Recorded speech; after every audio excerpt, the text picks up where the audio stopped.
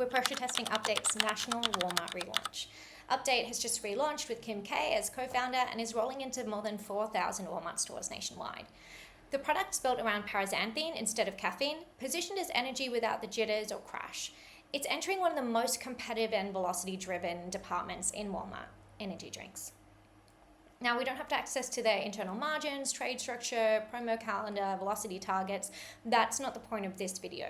What we can evaluate is expansion logic. Walmart is not a branding exercise. It's a weekly sell-through environment. So the real question here isn't whether Update will get attention. It will, it already has. The question is whether the structure behind this launch supports mass retail reality. Is the product incremental to Walmart's existing set? Is the price sitting in an acceptable corridor? Is the packaging optimized for the 3-second self-serve? Does the marketing translate from awareness to habitual purchase? And is a 4,000 door rollout the right first move? We'll run this through 5 filters: brand, product, price, packaging, and promotion or marketing. And then we'll decide whether the structure holds. Let's start with brand basics. Update originally launched in 2022 as a paraxanthine-based energy drink positioned as a scientific upgrade to caffeine. The early brand world leaned more masculine and performance-oriented, the packaging was darker, more supplement-coated, and the marketing language focused heavily on biochemical differentiation. It read closer to functional performance than lifestyle energy. The problem wasn't credibility, it was accessibility. Paraxanthine is technically interesting, but in 2022, the category wasn't yet primed to replace the stimulant, being caffeine. But since then, the energy landscape has shifted meaningfully. There's been a significant growth in female participation in the category, and brands that have captured that growth share common traits. So we've got Celsius, the market leader, at about 1.5 billion. We've got Alani Nu, they just surpassed 1 billion. Bloom Sparkling Energy sold over 35 million cans within its first year and climbed into the top tier of energy launches, translating a female wellness community into mass trial. And then as of late 2025, Alex Cooper extended Unwell Hydration into Unwell Energy, and we saw Alex Earl partner with Gorgie, both of them at Target. And then on top of that, we've got Monster, which holds over 30% of the overall category, launching Flirt, an explicitly female-focused subline with beauty-coated ingredients like collagen. And for all these brands, whether they signal wellness adjacency, fitness performance, or beauty integration, caffeine is the main engine that runs behind them all. But we'll get more into product soon. The team structure also matters. Daniel Solomon, Update's founder and CEO, comes from a venture studio and creative agency hybrid focused on high-growth lifestyle markets. Kim Kardashian joins as co-founder, bringing brand-building scale, cultural reach, and launch mechanics. Historically, Kardashian-backed brands follow a tight playbook: D2C first, controlled scarcity drops, strong visual world building, and rapid conversion of attention into sellouts. Most have expanded into brick and mortar only after demand was proven online, typically through beauty and specialty partners like Ulta. Lemme and Cloud Popcorn are currently performing well in mass retail, but both built momentum through structured sequencing. Safely, Kris Jenner's home care brand expanded into Walmart, but did not become a breakout category leader. So Update is the first Kardashian-linked brand attempting an immediate, large-scale national Walmart energy play from relaunch. A 4,000-door national Walmart rollout requires a different level of capability, from demand planning, replenishment forecasting. If that experience isn't embedded within the founding team, it needs to be supported by operators who have navigated Walmart at scale. So now you have some context. Let's evaluate the product role in the category. When you strip it down to how Walmart buyers actually evaluate new items, the framework is straightforward. Retailers optimize category growth, not brand narratives. They want you to focus on one product and clearly articulate its innovation, how it meets an unmet consumer need, and how it's meaningfully different from competitors. They want to understand existing sales figures, marketing support, promo plans, and whether the item expands the category rather than simply trading share. A compelling brand story helps, but it supports the commercial case. It doesn't replace it. We start with innovation. On paper, Update has a clear headline: paraxanthine instead of caffeine. That is a real point of differentiation in a caffeine-dominated set. If a buyer is looking for something structurally new inside energy, this qualifies. When we really get into the category growth story, there are a few different ways to frame it. Growth can come from long-term value drivers like better-for-you positioning, clean or natural formulations, or personalization. Think hair care targeted to textured hair rather than a generic formula. It can come from added benefits or beautification layers, which is why we're seeing collagen added to everything from coffee to water these days. But ultimately, when you sit in front of a Walmart buyer, you have to prove one of 3 things.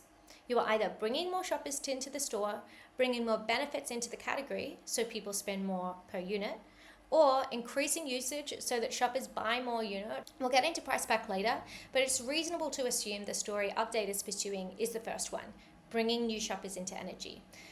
The unmet need positioning, no jitters, no crash, no anxiety, speaks directly to caffeine-sensitive consumers. If there's a meaningful segment of shoppers who currently avoid energy drinks because of overstimulation, and Update converts them to the category, then that's incremental. The key question is whether this wellness-aware, caffeine-avoidant consumer exists at scale. Existing energy drinkers typically consume for specific occasions: pre-workout, during long shifts, mid-afternoon slump, long drives, gaming, or as a replacement for coffee. And those occasions are really ritualized. They're repeated weekly, and Walmart really requires this habit because SKUs must hit a velocity thresholds in order to retain facings.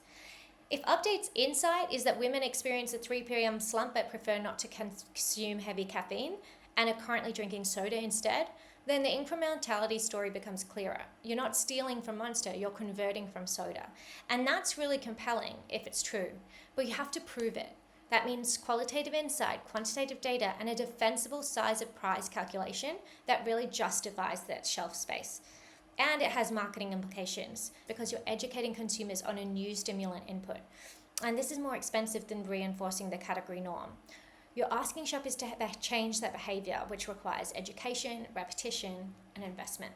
If Update remains primarily celebrity coded, trial may spike, but without a clearly defined usage occasion and repeat narrative, it risks novelty rather than habit. And in Walmart, novelty doesn't protect facings. Sustained weekly sell-through does. So next, we'll move into price. Because in Walmart, even strong innovation must sit within the price corridor. If you've learned something useful so far, I'd love if you could drop a like to support the channel. In Walmart Energy, there are two dominant formats: single 12-ounce slim cans and 12-pack multi-packs.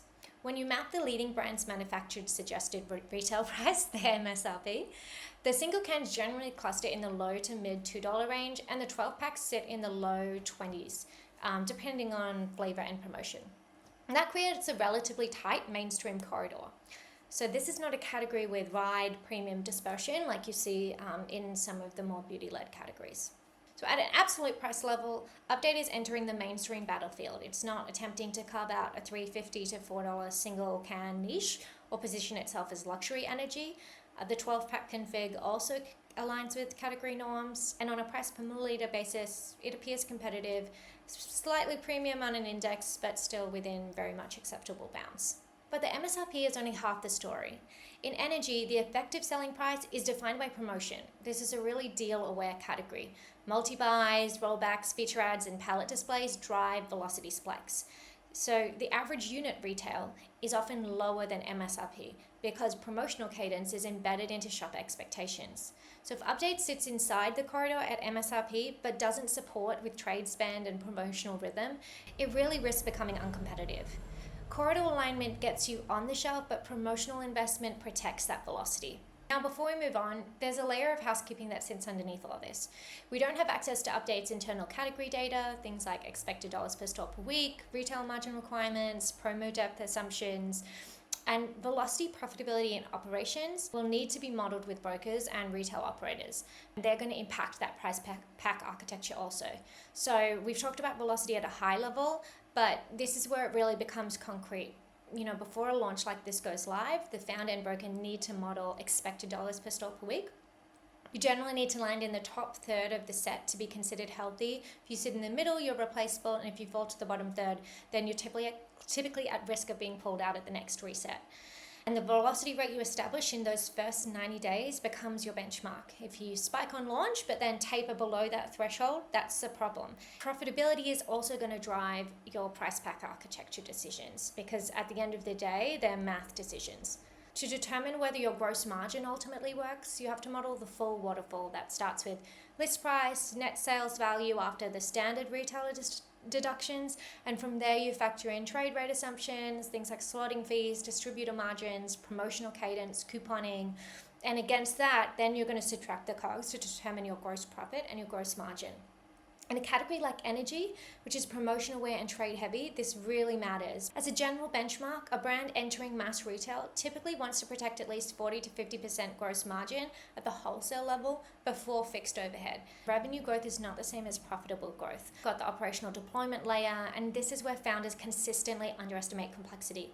Mass retail is not just about landing distribution, it's about servicing it flawlessly. Operational execution isn't optional, it's actually contractual. And if you miss ship windows or fail OTIF targets or you can't replenish inventory on schedule, then you're going to start to face chargebacks, late fees, and potentially removal from the set, regardless of how strong the product is conceptually.